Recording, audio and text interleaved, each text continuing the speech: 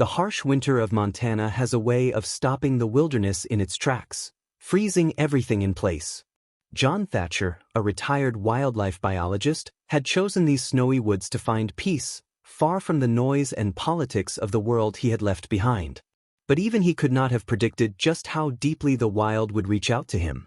One unforgettable January morning, as a snowstorm gathered force, a single cry broke through the quiet of the falling snow. John stepped out from the warmth of his cabin, guided only by instincts shaped through decades of working to protect animals. What he found in the heart of that frozen forest was not just a fight for survival. It was an encounter filled with trust, loss, and a fragile connection between man and wild. How far would someone go to answer nature's silent plea for help? Stay with us as we explore this true story of kindness, quiet bravery, and the unexpected journey that began when one man chose to respond and changed both their lives in the process. Before we begin, please click the like button, subscribe if you are new here, and turn on notifications so you never miss one of our stories. The January wind pushed hard through the pines, sweeping snow in wide, spinning patterns across the frozen ground of northern Montana.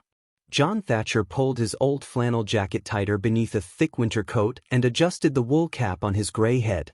At 62, he felt the cold more sharply than in his younger days, but something about these snow-covered woods kept bringing him back, even during the worst weather.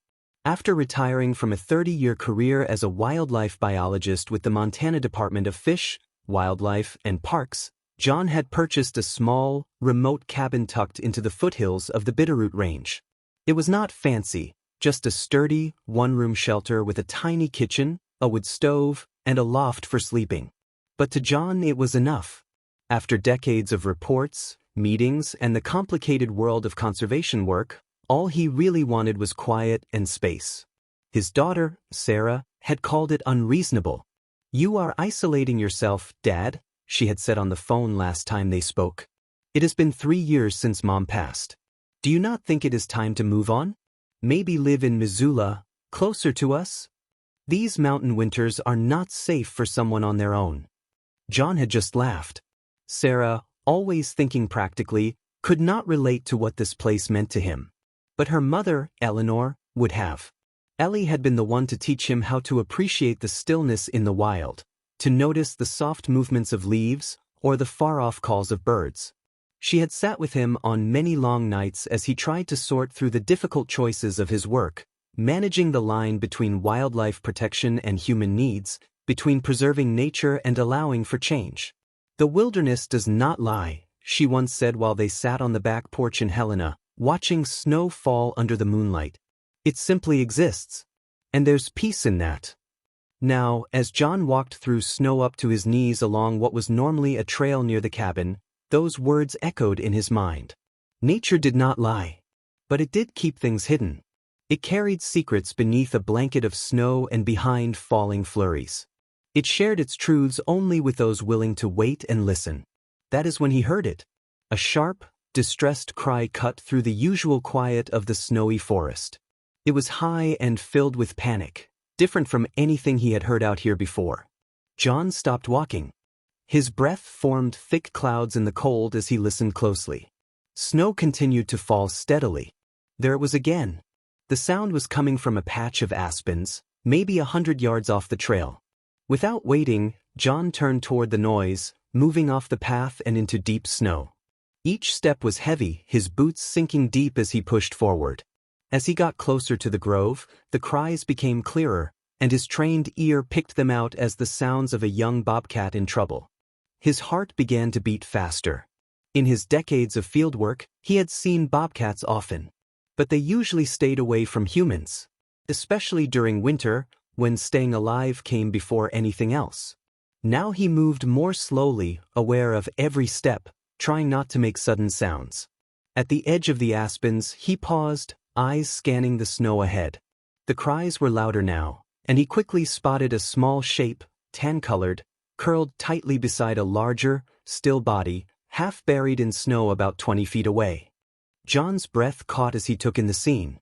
A female bobcat was lying on her side, her tan coat marked with patches of blood that stood out sharply against the white snow. One leg was clearly caught in a steel snare. Next to her, a small cub, no more than a few months old, paced anxiously in the snow, occasionally nudging its mother's face, and letting out the same cries that had drawn John to the area. "Unbelievable," John muttered under his breath, though his voice was quickly absorbed by the falling snow. Trapping was banned in this part of the forest, and the sight of the snare triggered a familiar frustration. During his career, he had seen firsthand the damage illegal trapping caused to wildlife and had spent years working to enforce laws and raise awareness. The mother bobcat's eyes were open, filled with pain and fear. Her breathing was shallow and quick, and John could see she was worn out from trying to escape the metal grip of the trap. Snow had settled across her fur, a clear sign that she had been stuck for quite some time. The cub kept pacing around nervously, looking up now and then, almost as if expecting help. Tiny paw prints dotted the fresh snow around them. John knew he had to act fast. The mother was badly injured, and in these conditions, both she and her cub were at serious risk from the cold and lack of food. He was also fully aware of the danger in approaching an injured wild animal, especially one with a cub. But walking away was not something he could do. Slowly, John lowered his backpack to the snow and took out his multi-tool along with a pair of thick leather gloves he always carried. The mother bobcat's eyes followed his every movement. She tried to lift her head and let out a soft growl, even in her weakened state. "Easy now," John said gently, keeping his voice steady and calm, his words rising briefly in white clouds in the cold air. "I know you are afraid, but I just want to help. The weather is only getting worse, and neither of you can stay out here." The cub, startled by John's presence, ducked behind its mother's body, peeking out with wide, unsure eyes. John's heart tightened at the sight. He had witnessed scenes like this many times before, the consequences of human carelessness, made worse by brutal winter conditions. As he stepped closer, he looked for a strong branch, something about 4 feet long, that would let him work without getting too close. He found one and examined the trap. It was a common steel snare, meant to grip tightly around the leg and hold an animal in place until the trapper returned. The mother's leg was trapped just above the paw. The metal had bitten deep into the flesh, and possibly the bone, leaving dark blood soaking the snow beneath her. Gripping the branch firmly, John moved in slowly. The mother bobcat hissed weakly, lifting her free paw in an attempt to swat, but she lacked the strength to make contact. The cub moved farther back, still watching, its small head and back now dusted with snowflakes. "I get it," John said quietly, brushing snow from his lashes. "You are only trying to protect your cub. I understand. But right now, you need help. And with this storm coming, I am the only one here." With care, John pressed the branch against the spring-loaded mechanism of the trap. It was old and frozen in place. He had to push with all his strength to loosen it. The cold made his fingers less steady, even inside his gloves, and it took effort to hold the branch in place while the metal jaws began to release their grip. The bobcat let out a pained cry that struck John deeply. "Almost there," he said gently, knowing the animal could not understand, but speaking anyway. "Just a little more." With one final effort, the jaws of the trap released. The bobcat tried to pull her injured leg back, but her strength failed. She collapsed onto the snowy ground, her breathing heavy, her eyes slowly closing. Fresh blood spread across the snow beneath her. John knew right away she would not survive out here, not in her current state, and not in this weather. The temperature was dropping fast, and the storm was getting stronger. Darkness was also approaching. If she died, her cub would be left behind, alone and exposed, with no real chance to make it through the winter. Against everything he had followed during his professional life in wildlife management, John made a choice. He took off his outer coat and, as carefully as he could, wrapped it around the injured bobcat. She did not resist. That alone showed how badly hurt and cold she was. The cub backed away as John lifted the mother, retreating to the cover of a fallen log nearby, already half buried in snow. "I will come back for you," John said to the nervous cub, as snow gathered on his shoulders and hat. "But first I need to help your mother. This storm is only getting worse." Carrying the injured bobcat, John made his way through the thickening snow toward the cabin. The wind had picked up, now forcing snow sideways, and he could barely see more than a few feet ahead. His thoughts raced. He had a basic first aid kit back at the cabin, but treating a wild animal in this condition was another matter. Still, his years as a biologist had given him some understanding of animal care, and he intended to do what he could. Once inside, John gently placed the bobcat on a folded blanket beside the wood stove, which he quickly fed with more wood to raise the cabin's warmth. The bobcat was still breathing, but her eyes remained shut, and John feared she might not make it through the night. Her coat was soaked, and she was dangerously cold. He cleaned the wound as best as he could, applied antibiotic ointment from his kit, and gently wrapped the leg in gauze. He placed a small dish of water near her head, though he doubted she would drink any. "Just rest now," he said softly, his voice quiet in the cabin while the storm howled outside, snow tapping against the windows like small fists. "I need to find your cub before this blizzard gets any worse." Outside, the daylight was fading quickly, blocked by the thick snowfall. The wind moved fiercely through the trees, creating whiteout conditions and making it hard to find direction. John knew he had to move fast. He grabbed a small cardboard box and lined it with a clean towel, then stepped back into the storm. He followed his own tracks, now almost covered, back toward the aspen grove. As he neared the place where he had found the mother bobcat, he slowed, searching for any trace of the cub. He could not see it anywhere, but then he heard a faint sound. A soft cry was coming from the fallen log where he had last seen the cub, now nearly hidden beneath fresh snow. "Hey there, little one," John called out quietly as he crouched a few feet from the fallen log, the snow soaking through his pants. "Your mother needs you, and you will not last much longer out here." A small tan head appeared from beneath the snow-covered log, amber eyes wide with fear.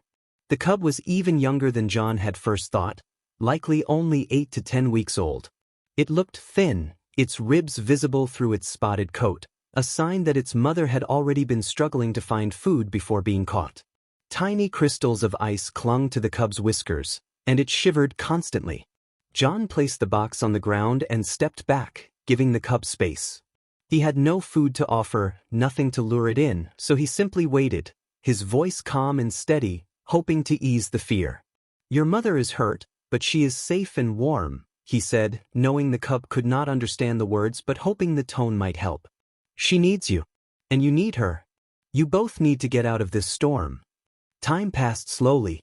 Finally, the cub began to move, cautiously stepping out from under the log, its small frame nearly vanishing into a snowdrift. John noticed it was a male. The cub trembled heavily, clearly in the early stages of hypothermia. Step by step, the young bobcat edged forward, nose twitching as it tried to catch John's scent through the snow-heavy air. John moved slowly toward the box. The cub froze, then turned and darted back to the log. John exhaled slowly and prepared for a longer wait, even though the worsening weather meant they were running out of time. But to his surprise, the cub returned quickly, as if realizing that John might be its only chance in the bitter cold. This time, when John reached for the box, the cub stayed put. It watched, body tense, as John set the box down and opened the flap, leaving a small entryway. "Come on," John said gently, now beginning to shiver himself despite all his layers. "It is freezing, and your mother is waiting in the warm cabin." Whether from instinct, need, or some sense of trust, the cub finally approached the box. With one last glance at John, it stepped inside and curled up in the corner. John carefully closed the flap, leaving it loose enough for air, but secure enough to prevent escape during the long walk. "Good job, little one," he said with quiet relief, lifting the box and using his body to block the wind and snow. "Let's get you home before we both freeze out here." John made his way back through deepening snow, now rising past his thighs in some places. His thoughts were already shifting to what would come next. What would he feed them? How would he care for an injured adult bobcat and her cub? And most of all, what long-term solution could he manage? As a biologist, John understood the danger of wild animals becoming too comfortable around people. But he also knew that in these conditions, the chance of survival in the wild was almost zero. Back at the cabin, he stamped the snow off his boots and stepped into the much-needed warmth. His hands and feet stung as circulation slowly returned. He set the box near the unconscious mother, then gently opened the flap and stepped back to give the cub space to come out on its own. For a while, nothing happened. Then, slowly, a small head emerged, its nose moving quickly as it caught the familiar scent of its mother. In an instant, the cub stepped out of the box and moved to its mother's side, gently pressing its head against her and letting out soft, quiet cries. To John's relief, the mother bobcat's eyes fluttered open. She made a weak noise, somewhere between a growl and a low purr, as her cub leaned against her. Despite her injuries, fatigue, and the cold, her first reaction was to check on her young one. Her tongue passed over his small head and back, cleaning away the melted snow from his fur. "That's it," John said gently, watching from across the room as he hung his wet outer clothes near the stove to dry. "You take care of your little one, and I will take care of both of you. That storm out there is no place for anything alive tonight." Outside, the blizzard had grown stronger. The wind howled around the cabin and threw snow against the windows with increasing force.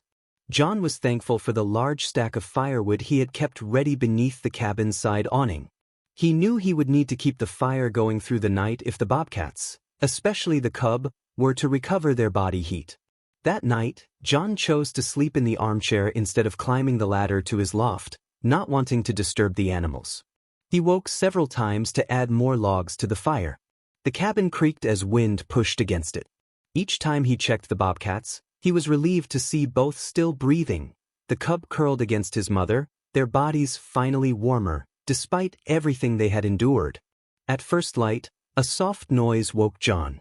The snow had stopped, and a deep silence had settled over the land outside, one that often follows a heavy snowfall. The mother bobcat was trying to stand. Her injured leg gave way, and she fell back down. The cub remained close, sensing her struggle. "Easy," John said, slowly rising from his chair. His joints were stiff from sleeping awkwardly. "You are not ready to be walking around just yet. And you would not want to go out there right now anyway." He paused. "There must be 3 feet of fresh snow out there." The mother looked directly at John. Her eyes were focused, thoughtful, but also tired. John felt that she was accepting his presence, but only because she had no other choice. He could tell that, given the chance, she would try to take her cub and leave, even with her injury, and even in this weather. John walked to the window and moved the curtain aside. The world outside looked completely different, covered in thick, bright snow. The drifts had built up high, nearly reaching the bottom of the window. The thermometer just outside showed -15 degrees. Deadly cold for an injured animal and her young cub. "You would not survive an hour out there," John said, glancing back at them. "Not like this." He knew he had to build a level of trust if he was going to continue helping them. He walked over to the small kitchen and pulled out some leftover venison from the fridge. He tore it into smaller pieces and placed a few on a plate, setting it down gently on the floor, then stepping back. The scent of food quickly caught the cub's attention. It made a move toward the plate, but the mother let out a quiet growl, holding him back. She kept her eyes fixed on John, watching him closely, deciding whether he posed a risk. "It is all right," John said, easing back into his chair. "It is just food." "You both need food, especially now," John said. "You need energy to keep warm." After what felt like a long pause, the mother bobcat gave a slight nod. The cub immediately leapt forward, tearing into the venison with sharp hunger. The mother stayed in place, her eyes still locked on John. She was too weak to move yet, but she watched closely. John tore off another piece of meat and slowly placed it within her reach. She sniffed it carefully, then accepted it, eating with slow but determined bites. "That is good," John said softly. "You need your strength. Winter is far from over, for all of us." In the days that followed, as freezing temperatures continued and snow kept falling, a careful routine took shape. John offered food and water regularly. He cleaned and rewrapped the mother's injury, and gave the bobcats as much space as he could inside the small cabin. The mother slowly gained strength. She began to put some weight on her leg, though she still walked with difficulty. The cub grew more playful, exploring parts of the cabin when it thought John was not watching, but it always stayed close enough to see its mother. John began speaking to them as he went about his chores, out of habit, or maybe just comfort.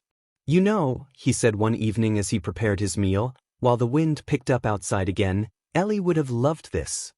She always cared for wild animals.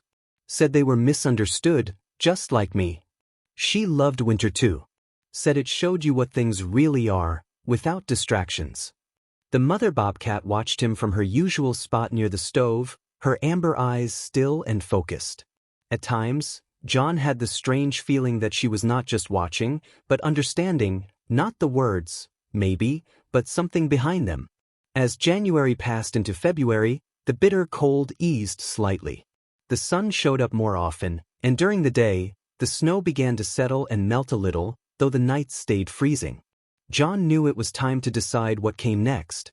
The mother was recovering, but the season was not over. Keeping them in the cabin much longer was not an option. They were still wild animals, and he wanted them to stay that way. Then an idea came to him. While clearing snow one milder afternoon, John looked toward a small storage shed about 50 yards from the cabin. It was solid, weatherproof, and had a small window he could leave slightly open, just enough for the bobcats to come and go freely. Once the mother showed more strength, John emptied the shed, removing tools and gear. He added soft blankets and placed a strong wooden box inside to act as a safe shelter. He installed a small battery heater, just enough to keep the shed from freezing over. He left the door partly open and laid a trail of food from the cabin to the shed. To his surprise, the bobcats followed the path. The mother seemed to understand what he had done. She led her cub along the trail, straight into the shelter. John watched them from a distance, feeling a mix of quiet relief and a touch of sadness as they disappeared inside. "It is the right thing," he reminded himself as he closed the cabin door for the night.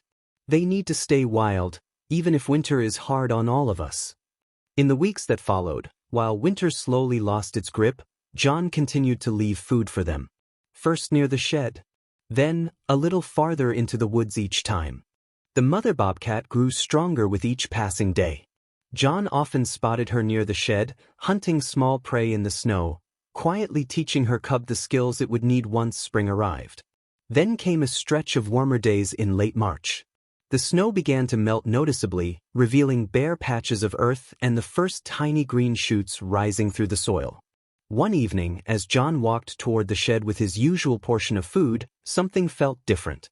The shed door was still open, just as he had left it, but there was no sign of the bobcats.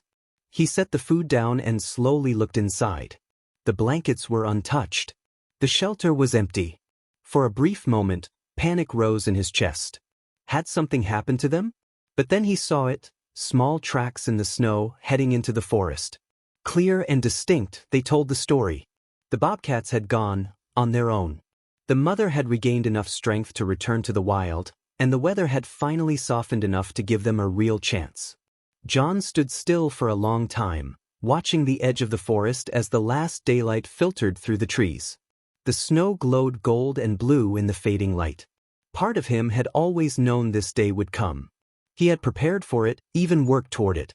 But he could not deny the quiet loss that settled in. The bobcats had filled a space in his life that he had not fully admitted existed. A space left by Ellie's passing, by retirement, by the growing distance from his daughter and her family.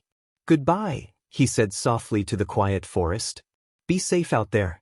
Winter is not finished yet." That evening, John sat on his porch wrapped in a blanket. The sky above was clear and wide, filled with stars. The scent of wet earth and melting snow carried the first signs of spring. He thought about calling Sarah.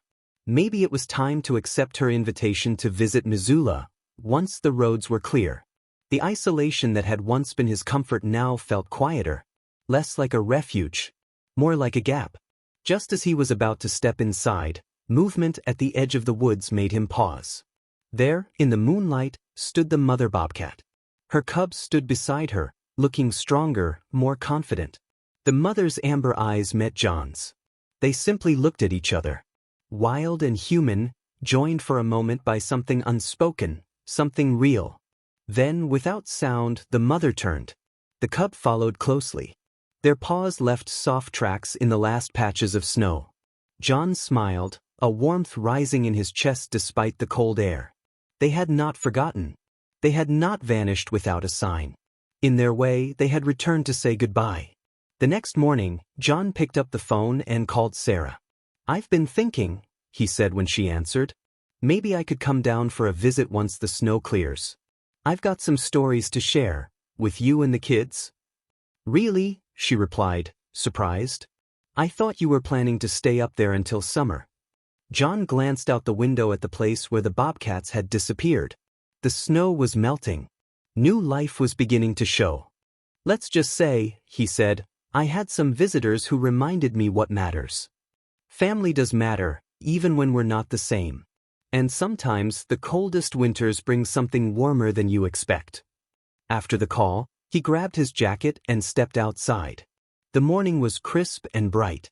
The forest was quiet except for the drip of melting snow and the call of birds returning from their journey south.